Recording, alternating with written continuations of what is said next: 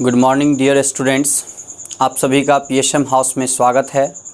प्रभात sir mathematics house नाम से YouTube channel create किया गया है जिस पर आप सभी को क्लास 11, 12th, आईआईटी और बीएससी का कोर्स मुफ्त में कराया जाएगा। आप सभी स्टूडेंट अधिक से अधिक संख्या में इस यूट्यूब चैनल को सब्सक्राइब कर जुड़ें और आप सभी इस चैनल से लाभान्वित हों। डियर स्टूडेंट, आज का दिन हम सभी देशवासियों के लिए बहुत ही महत्वपूर्ण है। आज 15 अगस्त की तारीख है, जिस दिवस पे हम सभी स्वतंत्रता दिवस के रूप में इस दिन को मनाते आ रहे हैं। तो आप सभी को इस स्वतंत्रता दिवस की शुभकामना। और आज हम आप लोगों को इस पहली कक्षा में आप सभी को क्लास 12th के बच्चों को रिलेशन, जो फर्स्ट चैप्टर आप लोगों को पढ़ना होता है, इसके बारे में मैं कुछ आज डेफिनेशंस बताने वाला हूं।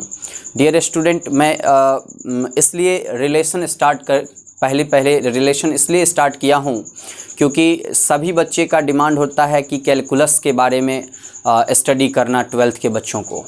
तो डियर स्टूडेंट, आप कैलकुलस तभी समझ पाओगे जब आप रिलेशन समझोगे। जब आप रिलेशन समझोगे तो आप फंक्शन के बारे में समझ पाओगे। डियर स्टूडेंट, जितना भी कैलकुलस का कोई भी इंटीग्रेशन होता है, डिफरेंशिएशन होता है, या जो कुछ भी उसका एप्लीकेशंस है, वो सारा बेस्ड ऑन फंक्शन होता है। डियर स्टूडेंट, जब तक आप फंक्शंस के नेचर को नहीं समझोगे तब तक आप किसी भी कैलकुलस के किसी भी इंटीग्रेशन या डिफरेंशिएशन के एप्लीकेशन को सॉल्व नहीं कर पाओगे आसानी से। तो डियर स्टूडेंट, आप सभी को बस मैं इतना कहूँगा कि पेशेंस बना करके सारे वीडियो, सारे लेक्चर को पहले रिलेशन से लेके फंक्शन के सारे टॉपिक्स को मैं एक्सप्लेन करूँगा, क्योंकि इसमें बहुत सारे क्वेश्चंस नहीं करने होते हैं। रिलेशन और फंक्शन में क्लास 12th के बच्चों को बहुत ही आसान क्वेश्चंस पूछे जाते हैं बोर्ड एग्ज़ाम में भी, और इस पर बेस्ड क्वेश्चंस बहुत हार्ड होते नहीं हैं। लेकिन एक चीज़ आपको यह आसान कर देता है कि कैलकुलस आप बहुत ही आसानी से, बहुत ही सुलभ तरीके से आप बना पाओगे। तो डियर स्टूडेंट, आज मैं आप लोगों को पहले रिलेशंस के बारे में कुछ बताने जा रहा हूँ। इस लेक्चर में आप सिर्फ रिलेशन के डेफिनेशन को समझेंगे। फिर अगले लेक्चर में हम आपको इसके टाइप्स और इस पर जो कुछ प्रॉब्लम्स होंगे उसको भी मैं सॉल्व करूँगा और आप लोग से भी सॉल्व करवाऊँगा। इसमें जो भी कठिनाइयाँ आप लोगों की को होगी उसे आप कमेंट बॉक्स में छोड़ दें, और फिर मैं उस कलेक्शन ऑफ प्रॉब्लम्स को भी एक वीडियो बना करके आप सभी को उपलब्ध करूंगा। डियर स्टूडेंट, आज हम बात करने जा रहे हैं रिलेशन का। उसमें सबसे पहला टॉपिक आता है ऑर्डर्ड पेयर। डियर स्टूडेंट, आप क्लास 11th में सेट थ्योरी, सेट के बारे में कुछ ना कुछ पढ़े होंगे। इससे पहले क्लास 9th और 10th में भी कुछ कंसेप्ट सेट के बारे में दिए जाते हैं। तो उस सब चीज़ों को आप एक बार रिवाइज कर लेना। और अभी मैं आप लोगों को ऑर्डर्ड पेयर के बारे में बताने जा रहा हूँ। डियर स्टूडेंट, आप जानते हो कि ऑर्डर्ड और पेयर दो वर्ड है, जो दोनों वर्ड क्लियरली एक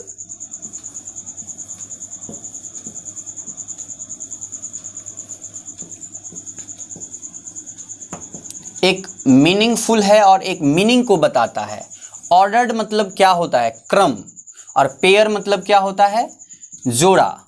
क्रम और जोड़ा मतलब कि किसी भी चीज़ का दो जोड़ा, मतलब दो चीज़ों का एक निश्चित क्रम हम ऑर्डर्ड पेयर में बताते हैं, जानते हैं। ऑर्डर्ड पेयर किसी भी दो चीज़ों का एक निश्चित क्रम, जो एक पर्टिकुलर ऑर्डर हम लोग डिफाइन करते हैं, उसी को हम ऑर्डर्ड पेयर में समझते हैं। जैसे आप कोऑर्डिनेट ज्योमेट्री 9th क्लास में पढ़े थे, तो वहाँ पर आप देखे थे कि पॉइंट को प्लेन में डिनोट करने के लिए, हम एक पॉइंट को डिनोट करने के लिए प्लेन में एक पेयर लेते थे। पॉइंट का नाम कुछ भी रखते थे, वो उस पॉइंट के डिस्टेंस पे डिपेंड करता था कि एक्स एक्सिस से इसकी दूरी डिस्टेंस कितनी होती है और वाई एक्सिस से इसकी डिस्टेंस कितनी होती है। तो इसका हम कोऑर्डिनेट बता पाते थे। डियर स्टूडेंट, और यहाँ पर भी बस वही चीज़ है। ऑर्डर्ड पेयर में हम किसी भी चीज़ का दो चीज़ों को लेकर के एक निश्चित क्रम बनाते हैं। जब निश्चित क्रम बनाते हैं तो उसको इसको पैरेंथेसिस बोलते हैं, जिसके अंदर कॉमा के साथ हम डिनोट करते हैं। तो इसी तरह के इसी वैल्यू, इसी तरह का जो कॉम्बिनेशन हम जो फॉर्म करते हैं, इसी को क्या कहते हैं डियर स्टूडेंट? ऑर्डर्ड पेयर कहते हैं। तो जब अगर हम ऑर्डर्ड पेयर को डिफाइन करेंगे इन लैंग्वेज तो क्या होगा डियर स्टूडेंट? ध्यान दीजिएगा और आप सभी सारे पॉइंट्स को क्लियरली लिखते चलिएगा अपने नोटबुक में, जिससे कि आप सभी को एक कलेक्शन ऑफ कॉन्सेप्ट आपका तैयार हो जाएगा, आपका एक कॉपी तैयार होगा, जिसमें जब भी आपका एग्ज़ाम होगा उस टाइम में आपको रिवाइज करने में और आपको पढ़ने में भी बहुत आसान होगा और आप आसानी से किसी चीज़ को आगे पढ़ करके सॉल्व कर सकते हैं। तो हम अभी डिफाइन करने जा रहे हैं ordered pair. Dear student, ordered pair क्या होता है? What is ordered pair? Ordered pair जब हम बात करते हैं ऑर्डर्ड पेयर का, तो अभी हम आपको बताए हैं कि दो चीज़ों के एक निश्चित क्रम को, जब हम दो चीज़ों के निश्चित क्रम को एक व्यवस्थित ढंग से रखते हैं तो उसी को क्या कहते हैं? ऑर्डर्ड पेयर कहते हैं। तो देखिए, a order of two things, a order of two things in a particular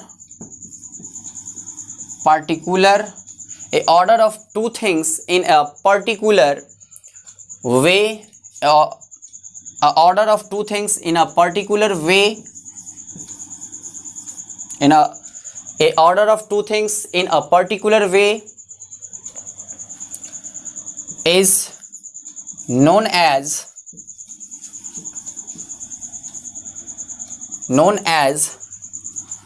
ordered pair. प्यारे बच्चों, इसमें देखिएगा कि ऑर्डर्ड पेयर हम बता रहे हैं कि दो चीज़ों के एक निश्चित क्रम, एक निश्चित तरीके से व्यवस्थित ढंग से जो हम रखते हैं, तो इसी से बना हुआ चीज़ ऑर्डर्ड पेयर कहलाता है। तो ऑर्डर्ड पेयर कैसा फॉर्म होगा, इसको किस तरह से लिखते हैं? तो ध्यान दीजिएगा, in ordered pair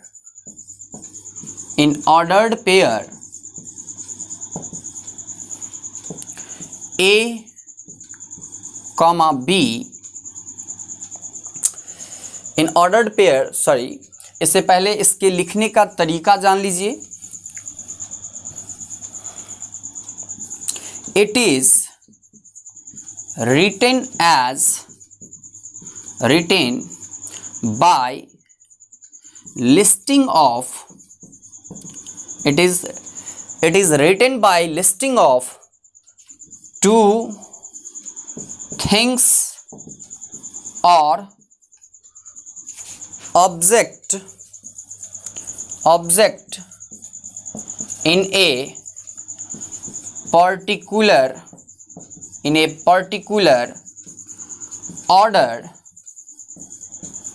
particular order separated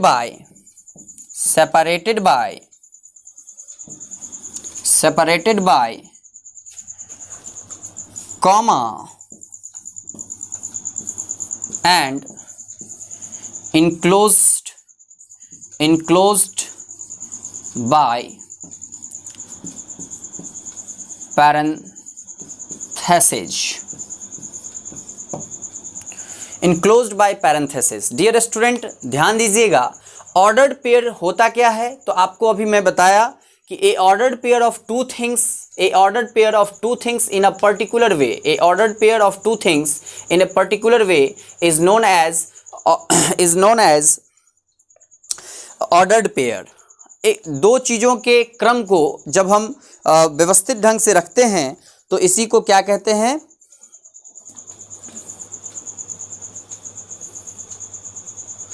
इसी को ऑर्डर्ड पेयर कहते हैं। इसको लिखने का जो तरीका होता है dear student, it is written by listing two things. दो चीज़ों को लेकर के जब हम इसको एक पर्टिकुलर ऑर्डर में सेपरेट करते हैं बाय कॉमा के द्वारा और इसको इनक्लोज करते हैं पैरेंथेसिस से। आपको पता होगा ब्रैकेट का 4 पैटर्न्स होता है, जिसमें सबसे स्मॉलेस्ट ब्रैकेट को हम लोग पैरेंथेसिस कहते हैं। इसके अंदर जब हम कभी दो एलिमेंट को या दो कंपोनेंट को, दो ऑब्जेक्ट को, दो थिंग्स को जब हम सेपरेट करते हैं कॉमा के साथ और उसको इनक्लोज करते हैं ब्रैकेट के साथ, पैरेंथेसिस के साथ, तो इसी क्रम को, इसी सिस्टम को हम ऑर्डर्ड पेयर कहते हैं। डियर स्टूडेंट, उम्मीद है कि आप ऑर्डर्ड पेयर समझ गए होंगे। फॉर एग्जाम्पल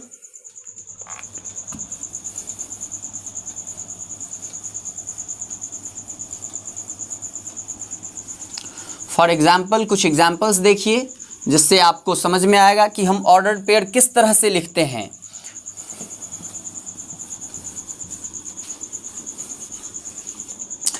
डियर स्टूडेंट, अब जैसे कि हम कुछ एग्जाम्पल लेते हैं, जैसे 2, 3 है, तो ये ऑर्डर्ड पेयर है। दो नंबर का ऑर्डर्ड पेयर है, जैसे कि 2 और 3 को हम कॉमा के साथ सेपरेट करके उसको इनक्लोज कर दिए ब्रैकेट में, तो इसी को ऑर्डर्ड पेयर में कहा जाता है।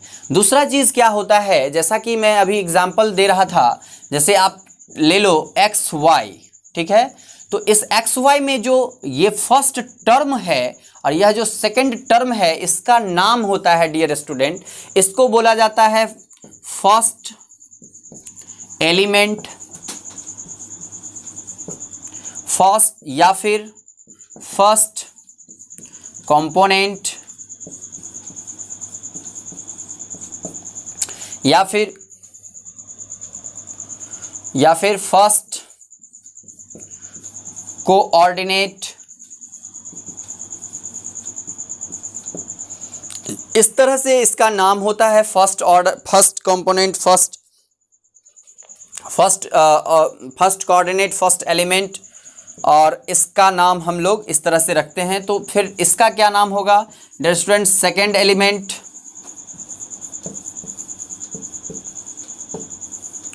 सेकेंड कंपोनेंट,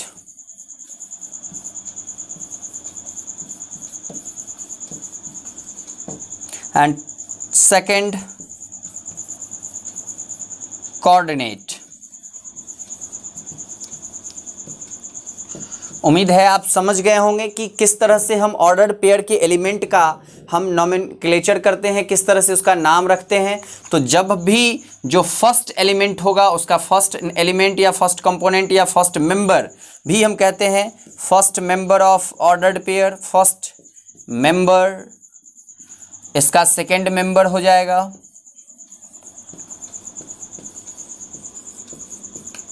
इस तरह के कॉम्बिनेशन को हम इस तरह का नाम देते हैं, जैसे कि second element, second component, second coordinate and second member. तो आप समझ गए होंगे कि ऑर्डर्ड पेयर किस तरह के कॉन्सेप्ट को डील करता है। ऑर्डर्ड पेयर में कोई भी चीज़ को लेकर के जब उसको सेपरेट किया जाता है कॉमा के साथ और उसको इनक्लोज किया जाता है एक ब्रैकेट के साथ, तो इस सिस्टम को हम ऑर्डर्ड पेयर कहते हैं। डियर स्टूडेंट, अब हम अगले टॉपिक की तरफ बढ़ते हैं। उम्मीद है इसको आप समझ गए होंगे कि ऑर्डर्ड पेयर क्या होता है। और ऑर्डर्ड पेयर अगर समझ में फिर से नहीं आया हो तो आप कमेंट बॉक्स में डालें, फिर मैं इसको एक्सप्लेन करूंगा, आपको अच्छे से फिर से समझ में आएगी, ऐसा मेरा प्रॉमिस है आप सबसे। तो आप लोग को कोई किसी भी तरह का प्रॉब्लम महसूस हो कहीं भी समझने में, तो ऑब्वियसली आप पूछें हमारे कमेंट बॉक्स में, कमेंट करें और ध्यान से सारी चीज़ों को समझने की कोशिश करें।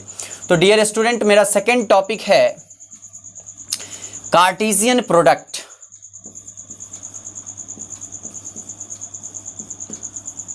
Cartesian product. अब देखिए, जो कार्टेशियन प्रोडक्ट हम किसको कहेंगे, तो मान लीजिए कि एक सेट है A, ठीक है, इसमें 1 2 3 एलिमेंट है, और एक सेट है B, इसमें एलिमेंट है A B, ठीक है, 2 एलिमेंट है।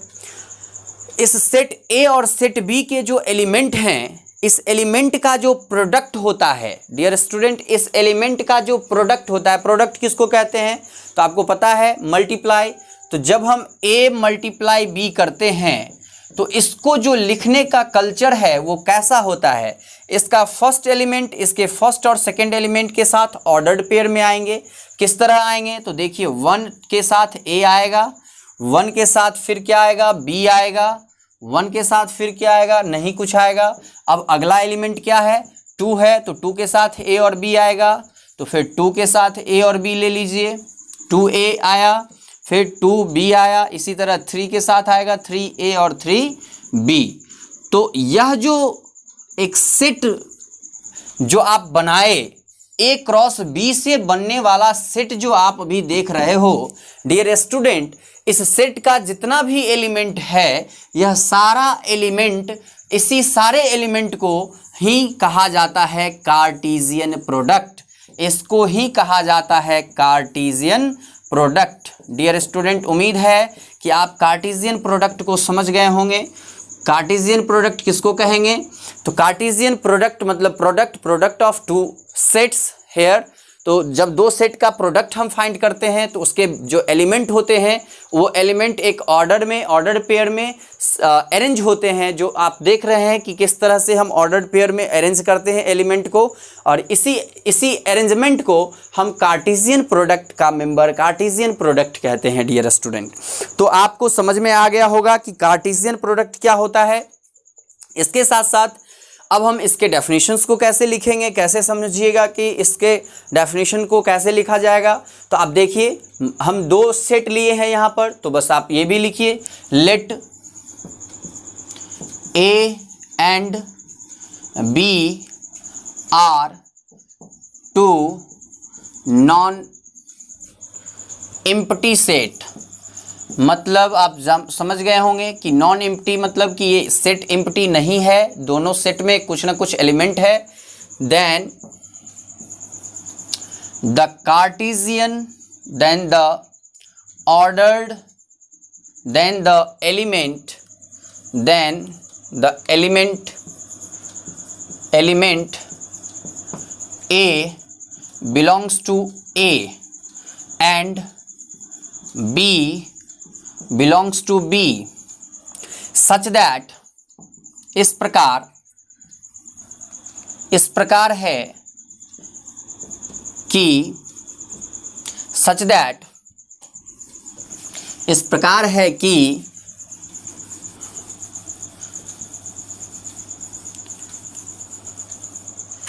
A B belongs to A cross B। अब आप समझ गए होंगे कि हम क्या कहना चाह रहे हैं। अगर कोई भी सेट जो जिसमें कोई एलिमेंट है, मान लो कि A में A एलिमेंट था, B में B एलिमेंट था, इसको इसका अगर element A B order of A and B is belongs to A cross B is known as, इसी को हम लोग क्या कहेंगे dear student, is known as cartesian product of set A to set B। तो डियर स्टूडेंट, आप अब समझ गए होंगे कि जब दो सेट A और B नॉन एम्प्टी सेट हो और उसके एलिमेंट A हो और A के एलिमेंट A हो और B के एलिमेंट B हो, और कुछ इस तरह का अरेंजमेंट हो कि A और B जो ऑर्डर्ड पेयर में आता है वो इस A और A क्रॉस B का मेंबर हो, सदस्य हो, तो जब इस तरह का कॉम्बिनेशन बनता है तो इसी को कार्टेशियन प्रोडक्ट कहा जाता है। From set A to set B, set A से सेट B पर कार्टेशियन प्रोडक्ट कहा जाता है। डियर स्टूडेंट, इसको समझने में कोई प्रॉब्लम नहीं हुई होगी। अब हम चलते हैं आगे इसको लेकर के कि कार्टेशियन प्रोडक्ट से आगे जो हम आपको बताने वाले हैं वही इस टॉपिक का सबसे इम्पॉर्टेंट टॉपिक है, जिसका नाम है definition of R. Definition of R means definition of relation के डेफिनेशंस को बिना कार्टेशियन प्रोडक्ट के आप नहीं समझ सकते थे डियर स्टूडेंट। अब बहुत आसान आप आसानी से समझ सकते हैं कि डेफिनेशन रिलेशन का डेफिनेशन क्या हो सकता है, लेकिन उसके डेफिनेशन को समझने से पहले कुछ और एग्जांपल आप कार्टेशियन प्रोडक्ट को देख ले, क्योंकि आपको कार्टेशियन प्रोडक्ट जब तक समझ में नहीं आएगा तब तक आप रिलेशन को नहीं समझ पाओगे डियर स्टूडेंट। मान लो कि सेट A में x वाई जेड एलिमेंट है और सेट बी में 1 2 3 है। तो इसका जो कार्टेशियन प्रोडक्ट होगा डियर स्टूडेंट, आप ध्यान दो कि ए क्रॉस बी अगर हम निकालते हैं तो x के साथ 1 आएगा, x के साथ 2 आएगा, x के साथ 3 आएगा, y के साथ 1 आएगा, y के साथ 2 आएगा, y के साथ 3 आया, z के साथ 1 आया, z के साथ 2 आया एंड z के साथ 3 आया। यही जो सेट बना यह कार्टेशियन प्रोडक्ट हुआ A to B, from A to B. अगर हम बात करें Cartesian product of B to A मतलब कि बी क्रॉस ए, तो आप बस पे order of the element change हो जाएगा। ऑर्डर ऑफ एलिमेंट क्या चेंज हो जाएगा, अभी जो हम ए ले रहे थे तो ए के फर्स्ट एलिमेंट ले रहे थे, फर्स्ट एलिमेंट के रूप में हम ए का मेंबर ले रहे थे यहाँ पर, लेकिन अब जब product of B cross A निकालने जा रहे हैं कार्टेशियन प्रोडक्ट, तो अब एलिमेंट किसका लेंगे डियर स्टूडेंट, ए बी का पहला मेंबर किसका होगा, बी का होगा। कैसे होगा, 1x 1y 1z, फिर क्या होगा 2x 2y 2z, फिर क्या होगा 3x 3y 3z। इस तरह से आप देखें कि हम किस प्रकार से कार्टेशियन प्रोडक्ट में जो कार्टेशियन प्रोडक्ट होता है उसको किस प्रकार से प्राप्त करते हैं। डियर स्टूडेंट, आपको समझने में परेशानी नहीं हुई होगी। अगर कहीं कोई डाउट रहे तो आप क्लियरली डाउट अपना कमेंट बॉक्स में ज़रूर छोड़ें, क्योंकि मैं आपको हर एक कमेंट बॉक्स के डाउट्स को क्लियर करूंगा। तो आप देख रहे हैं, अब अगर मान लो कि हम यहाँ पर कार्टेशियन प्रोडक्ट इसके एक ही सेट को इसके साथ ही कार्टेशियन प्रोडक्ट फाइंड करना चाहते हैं, मतलब कि ए क्रॉस ए ही आप चाहते हैं कि इसका वैल्यू क्या होगा। तो आप ध्यान रखिए डियर स्टूडेंट, x का सदस्य x है तो होगा ही, x के पास y है तो होगा ही, x के पास z है तो वो भी होगा, फिर y के पास x है तो वो भी होगा, y के पास y है तो वो भी होगा, और y के पास z है तो वो भी होगा, और फिर z के पास x है तो वो भी होगा, और z के पास y है तो वो भी मेंबर होगा, और z का z मेंबर भी होगा। तो इस तरह से आप देख रहे हैं कि cartesian product of a set on itself is like that element of the set. तो आप इस तरह से आप डिफाइन कर सकते हैं और इस तरह से कार्टेशियन प्रोडक्ट को आप समझ सकते हैं डियर स्टूडेंट।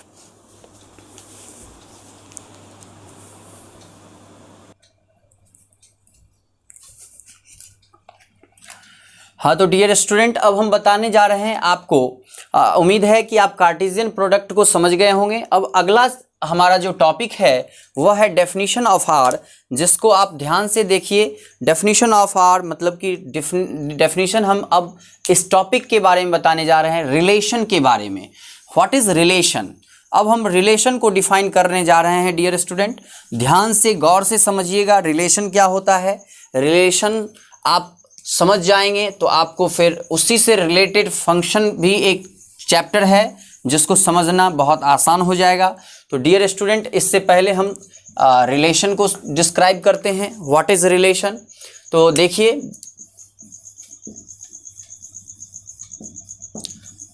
रिलेशन क्या होता है?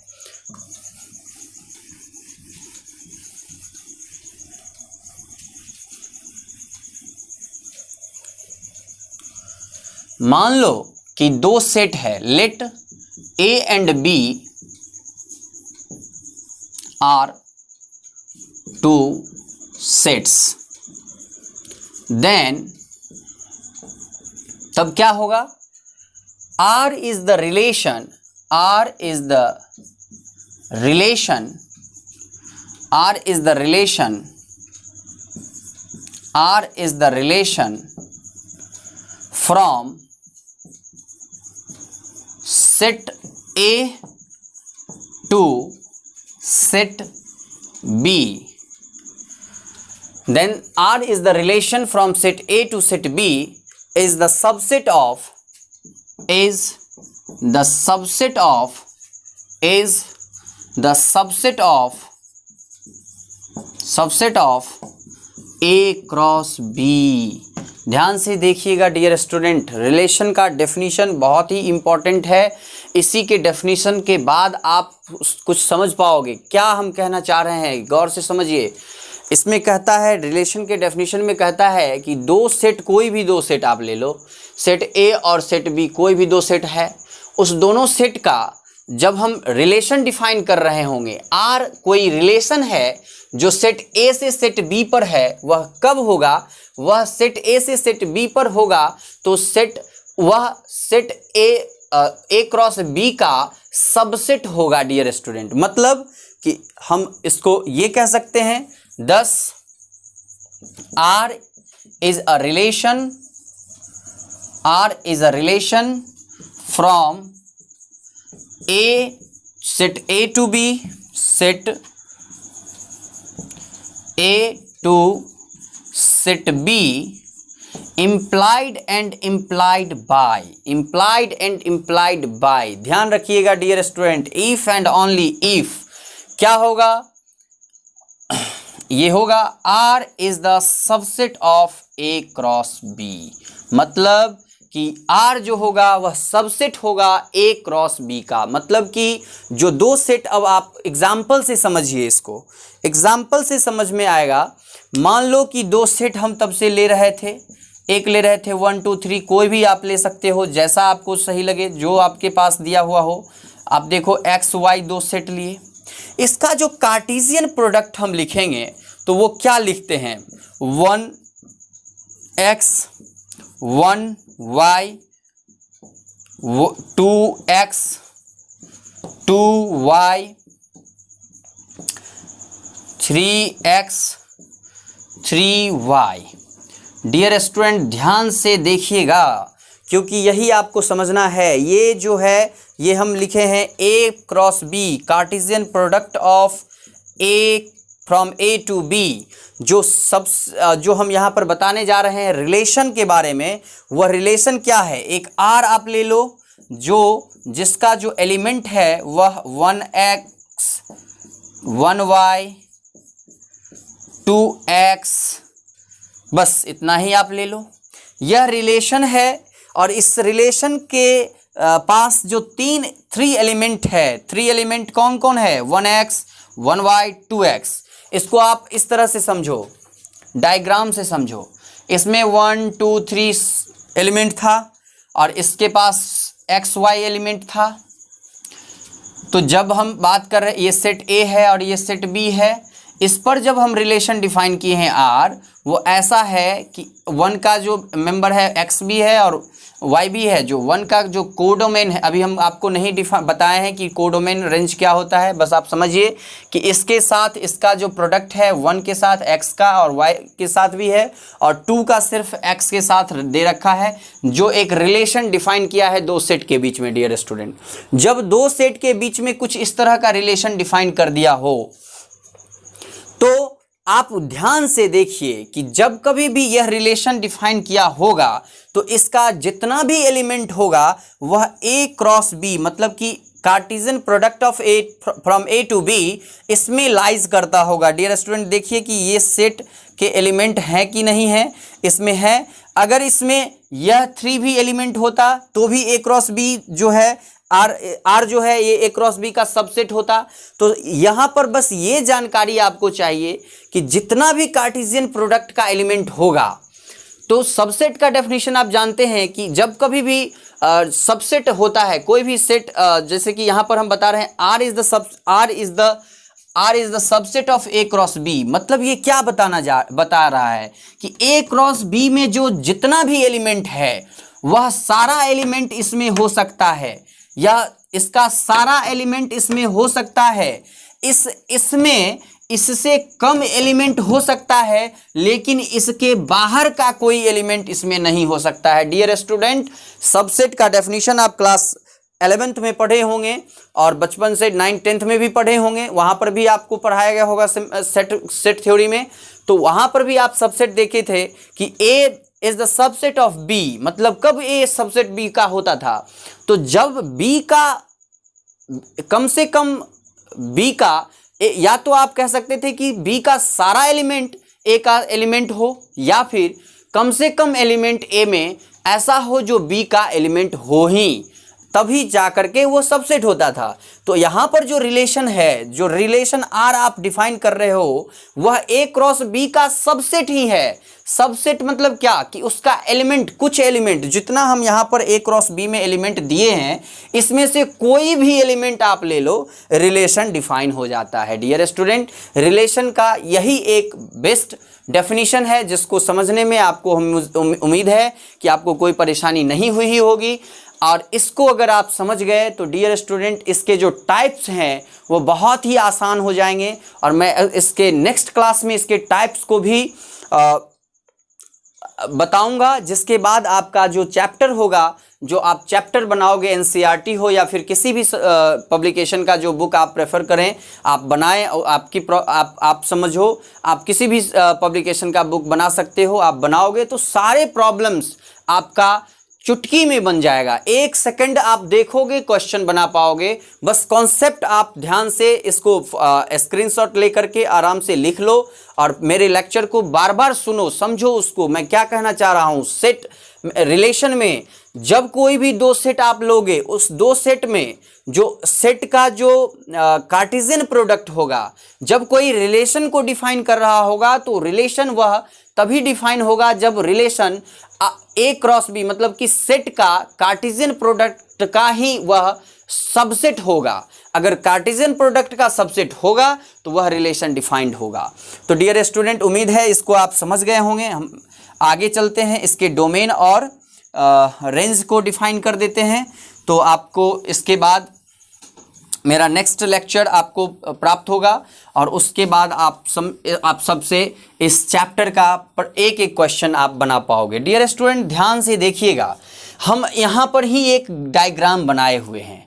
आप इसी में इसके डोमेन और इसके रेंज को समझ लो, क्योंकि हम यहाँ पर एक रिलेशन डिफाइन कर चुके हैं।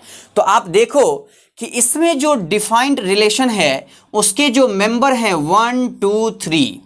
तो जब भी हम बात करते हैं domain of R, domain of R मतलब क्या कि domain of relation R, R का जो डोमेन होगा, रिलेशन का जो डोमेन होगा, वह वही एलिमेंट से बना होगा जो एलिमेंट का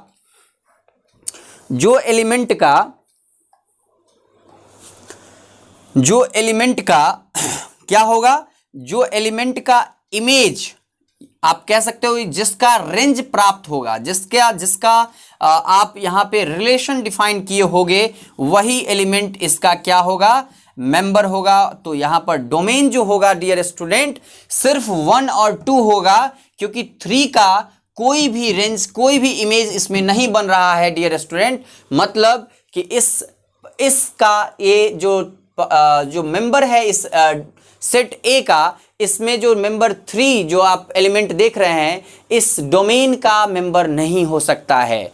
मतलब यह साफ साफ है कि डोमेन वही होगा जिसका इमेज, जिसका रेंज आपको प्राप्त होगा, जिसका इमेज आपको सेट बी में प्राप्त होगा। बस आप ये ध्यान रखना। दूसरा, हम जब रेंज को डिफाइन करते हैं, रेंज ऑफ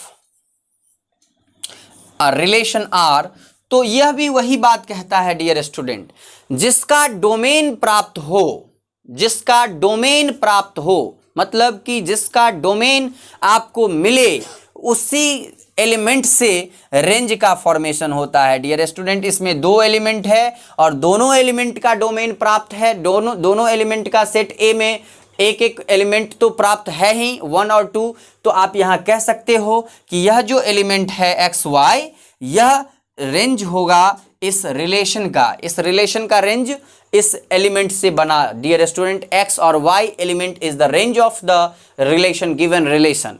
सो हम इस रिलेशन को थोड़ा एलेबोरेट करते हैं। क्या कहना चाह रहे हैं, अगर हम यहाँ पर कोई एलिमेंट आप बढ़ा दो, अगर हम यहाँ पर z ले लेते हैं, तो जब हम यहाँ पर कोई एलिमेंट बढ़ा देते हैं और इसका जो इमेज है वह इसके साथ, किसी एलिमेंट के साथ डोमेन में नहीं बन पा रहा है, जब डोमेन में इसका इमेज नहीं बन पाएगा, मतलब कि यह रेंज में भी नहीं आएगा डियर स्टूडेंट।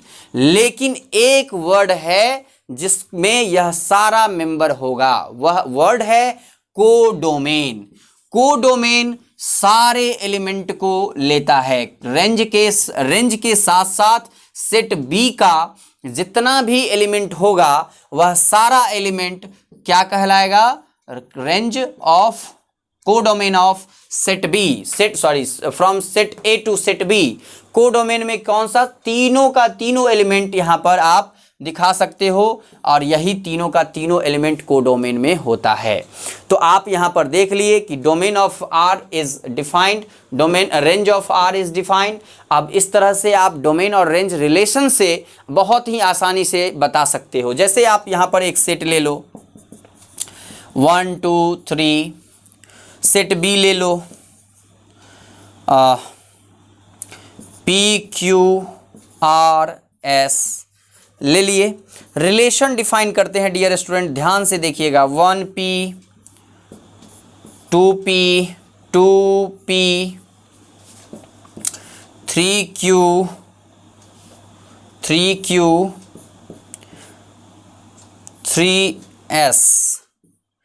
आप ध्यान से देखना, इस तरह का रिलेशन अगर आपको दे रखा हो तो आप उसमें से किस एलिमेंट को डोमेन कहोगे, किस एलिमेंट को रेंज कहोगे। बहुत ही आसान है, आसानी से फर्स्ट मेंबर को आप देखो। फर्स्ट मेंबर में आप रिपीट नहीं करना, जो रिपीटेड है बस उसको 1 टाइम लिखना। और वो क्या है डियर स्टूडेंट, 1 है, 2 है और 3 है। तो ये तीनों मेंबर जो है वह डोमेन ऑफ रिलेशन आर हो जाएगा। और रेंज में ध्यान दो PQS, तो इसका रेंज भी क्या हो जाएगा, सिर्फ RR is equal to PQS हो जाएगा डियर स्टूडेंट। इस तरह से हम डोमेन और रेंज रिलेशन में, दिए गए रिलेशन में फाइंड कर सकते हैं। तो डियर स्टूडेंट, आज के लिए बस मैं इस वीडियो को, इस लेक्चर को यहीं पे समाप्त करता हूं। उम्मीद है कि आज जो मैंने आप लोगों को बताया है इससे रिलेटेड सारे प्रॉब्लम्स आप अब अपने बुक में सॉल्व कर सकते हैं। तो आप अगर इसमें जो हम आप लोगों को अभी बताए हैं उसमें अगर कहीं पर कोई त्रुटि हुआ हो तो आप कमेंट बॉक्स में उसको लिखें, उसको मैं अगले वीडियो में सही करके आप लोगों को ज़रूर बताऊंगा। क्योंकि जब हम बता रहे होते हैं तो फ्लो में कुछ चीज़ें हम जो बोल रहे होते हैं सुटेबल नहीं भी हो पाया होगा। तो आप ध्यान रखें कि इस तरह की चीज़ों को आप मेंशन कर दें। जहाँ पे भी आप लोगों को कोई वर्ड या फिर मेरे द्वारा बोला गया वाक्य आपको समझ में नहीं आया होगा तो वो वाक्य उस जगह पे मैं फिर से एक्सप्लेनेशन दूंगा। और इस तरह से आप मेरे से जुड़ें और अधिक से अधिक स्टूडेंट जुड़ें, क्योंकि अब आप लोगों को कहीं भी मैथमेटिक्स के लिए सोचना नहीं पड़ेगा। आप सभी को मेरा वादा है आप सबसे कि क्लास 12th और क्लास 11th के बच्चों को फ्री एजुकेशन के तहत आप सबों को मैं सारा एक सिलेबस का एक क्वेश्चन आंसर आप सबों को करवाऊंगा। चाहे आप किसी भी बोर्ड से हों, स्टेट बोर्ड से हों, सेंट्रल बोर्ड से हों, ICSE बोर्ड से हों, किसी भी बोर्ड के स्टूडेंट हों, आप सभी एक साथ जुड़ें। आप सभी को मैं हर एक तरह से समझाऊंगा और आप सबको अधिक से अधिक क्वेश्चन करवाऊंगा। डियर स्टूडेंट, एक और बात ध्यान रखिए, जिस स्टूडेंट को अभी मैं बेसिक क्लास वाइज लेक्चर्स बना रहा हूं, तो आप ध्यान रखें कि जिस लेक्चर को मैं जिस क्लास के लिए डिफाइन कर रहा हूं उस क्लास के लेक्चर को आप समझें। फिर इस क्लास के लेक्चर को किसी दूसरे से कोरिलेट मत करिएगा, क्योंकि कुछ चीज़ें होती हैं जो हायर क्लास में जाके या हायर चीज़ों के साथ उसका रूप जो है ट्रांसफॉर्म हो जाता है, आप चेंज कर देते हो उसके, उस चीज़ सब कुछ वही होता है, बस ट्रांसफॉर्मेशन ऑफ थिंग्स होता है, ट्रांसफॉर्मेशन ऑफ लैंग्वेज होता है। तो आप वहाँ पे कंफ्यूज मत होना। ढेर सारे वीडियोस अभी मैं अब से डालूंगा, तो आप लोग उस सभी सारे वीडियोस को मत देखना, जिस जो क्लास में हो वहाँ पर देखो। उस पर जो भी क्वेश्चंस आप लोगों को पूछे जाएंगे, आप लोगों को एग्ज़ाम के लिए सोचना नहीं है। मैं ऐसा क्वेश्चन आप सभी को बताऊँगा जो एग्ज़ाम के पॉइंट ऑफ व्यू से और एग्ज़ाम में पूछे जाने वाले क्वेश्चंस आप सभी को आसानी से बन पाएगा। और आप सभी, मेरा वादा है कि जो भी मेरे स्टूडेंट होंगे वो सभी 95% प्लस मार्क्स एग्रीगेट करेंगे मैथमेटिक्स में। बस एक बात कि ईमानदारी से आप सभी स्टडी करें, आप सभी ईमानदारी से मेरे शब्दों को सुने और ईमानदारी से अपने स्टडी को कंटिन्यू रखें, डिसकंटिन्यू मत करिएगा, क्योंकि अब आपका जो मेरा जो लेक्चर होगा वो भी डिसकंटिन्यू नहीं होगा। आप सबों के लिए मैं यह किया हूँ और आप सबों के साथ हमेशा खड़ा रहूँगा। डियर स्टूडेंट, आज के लिए धन्यवाद।